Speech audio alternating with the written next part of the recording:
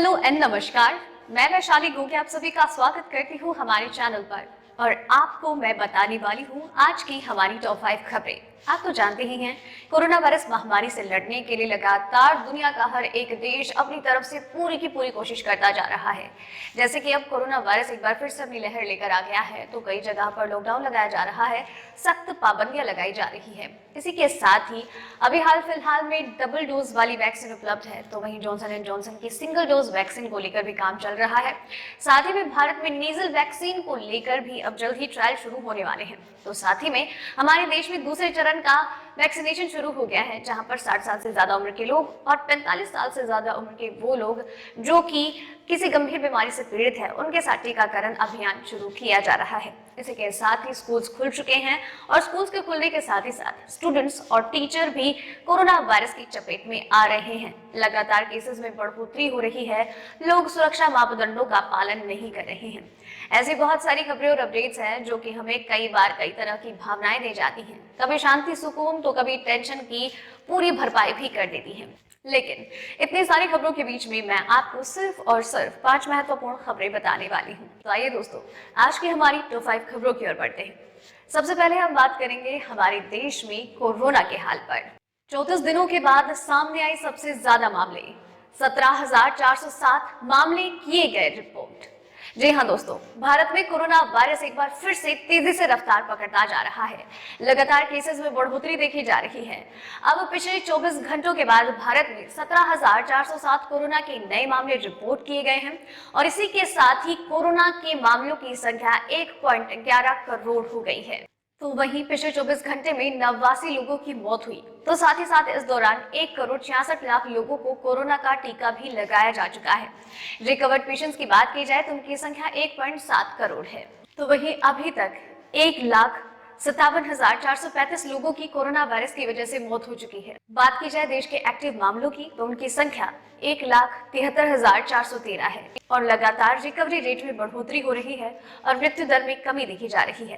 बात की जाए पॉजिटिविटी रेट की तो इसमें लगातार बढ़ोतरी दर्ज की जा रही है। दूसरी अपडेट, भारत बायोटेक की कोवैक्सीन का ट्रायल का रिजल्ट जारी, 81% तक असरदार।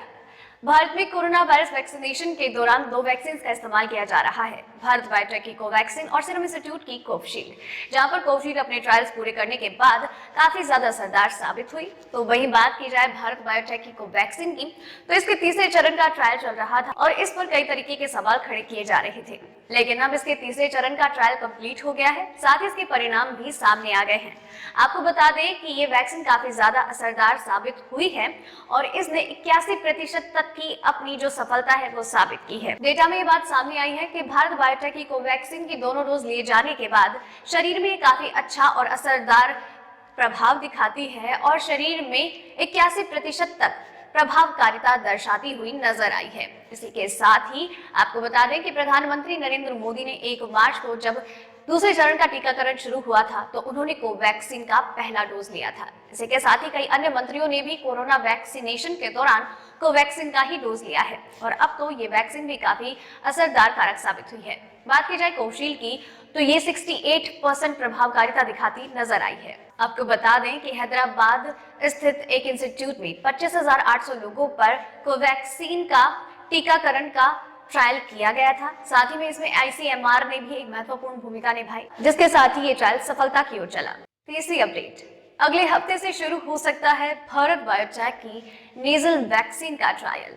देश भर में कोरोना वैक्सीनेशन के बीच अब एक नेजल वैक्सीन का ट्रायल होने जा रहा है। जी हाँ दोस्तों, भारत बायोटेक द्वारा निर्मित नेजल वैक्सीन का अब ट्रायल होने जा रहा है और ये ट्रायल अगले हफ्ते से शुरू हो सकता है और इसके लिए भारत बायोटेक के द्वारा ICMR को प्रस्ताव भेजा जा चुका है।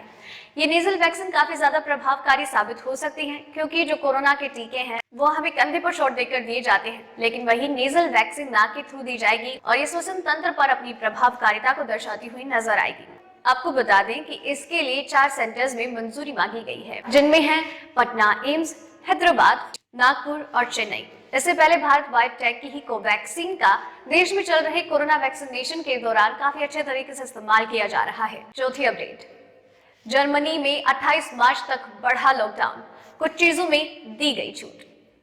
जी हाँ दोस्तों, जर्मनी देश में कोरोना वायरस से लड़ने के मद्देनजर लॉकडाउन लगाया गया था और अब इस लॉकडाउन को 3 हफ्ते और एक्सटेंड कर दिया गया है, यानी कि 28 मार्च तक इस लॉकडाउन को लागू कर दिया गया है। लेकिन साथ ही साथ कुछ अन्य महत्वपूर्ण चीजों के लिए इसमें छूट भी दी गई है ताकि लोगों को अन्य किसी चीजों में परेशानियों का सामना न करना पड़े। जर्मनी के चांसलर एंजेला मर्केल ने देश के 16 राज्यों के गवर्नर्स के साथ एक बैठक की और इस बैठक में उन्होंने कई महत्वपूर्ण फैसलों पर अपनी राय रखी और कई महत्वपूर्ण फैसले लिए गए हैं लॉकडाउन को लेकर। दरअसल पिछले साल जो लॉकडाउन लगाया गया था उसके बाद स्कूल कॉलेजेस बंद थे और कई सारी दुकानें हैं जो अभी तक बंद थी और इतने लंबे वक्त से हेयर ड्रेसर्स की दुकानें जो बंद थी वो एक बार फिर से खुलने लगी है। लेकिन जिस तरीके से जर्मनी में और अन्य देशों में कोरोना की रफ्तार बढ़ रही है उसे देखते हुए जर्मनी का प्रशासन यही फैसला ले रहा है कि कुछ निश्चित समय के लिए ही इन दुकानों को खोला जाए और वो भी वही दुकानें जो कि लोगों की जरूरत के लिए जरूरी है। 5वीं अपडेट, अब दिन हो या रात आप कभी भी ले सकते हैं कोरोना का टीका, सरकार ने लिया फैसला। जी हाँ दोस्तों, कोरोना वायरस वैक्सीनेशन के काम में रफ्तार डालने के लिए सरकार की ओर से ये अहम फैसला लिया गया है। पहले जो लिमिट तय की गई थी दिन भर में सिर्फ 100 लोगों को कोरोना का टीका लगाया जाना, उस लिमिट को बढ़ा दिया गया है और अब 24/7 आवर्स यानी कि 24 घंटे में आप कभी भी जाकर अपना कोरोना का टीका ले सकते हैं। इसके लिए आप कोविन ऐप के माध्यम से अपना रजिस्ट्रेशन करवाएं। साथ ही में सरकार को आपकी वक्त की कीमत का पता है, इसलिए उन्होंने ये अहम फैसला लिया है और अब आप अपने समय के हिसाब से जब आपको वक्त लगे आप कोरोना का टीका लगवा सकते हैं। किसी भी सरकारी केंद्र पर या फिर किसी भी प्राइवेट हॉस्पिटल में जाकर आप कोरोना का टीका ले सकते हैं।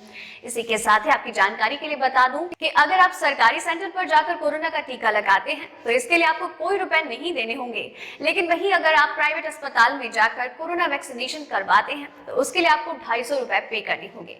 सरकार की ओर से ये फैसला काफी ज्यादा अहम माना जा रहा है क्योंकि इसके साथ लोगों के वक्त की बचत भी होगी, तो साथ ही में डॉक्टर्स भी इस काम को लेकर काफी ज्यादा एक्टिव नजर आ रहे हैं। तो दोस्तों ये थी आज की टॉप 5 खबरें। उम्मीद करती हूँ आपको पसंद आई होगी और आपके लिए इसी तरीके से हर रोज हर बार हर रात 8 बजे कोरोना वायरस और उसके वैक्सीनेशन से जुड़ी महत्वपूर्ण खबरें लेकर आती रहूंगी। आप इस चैनल के साथ बने रहिए और चैनल को सब्सक्राइब कर लीजिए। धन्यवाद।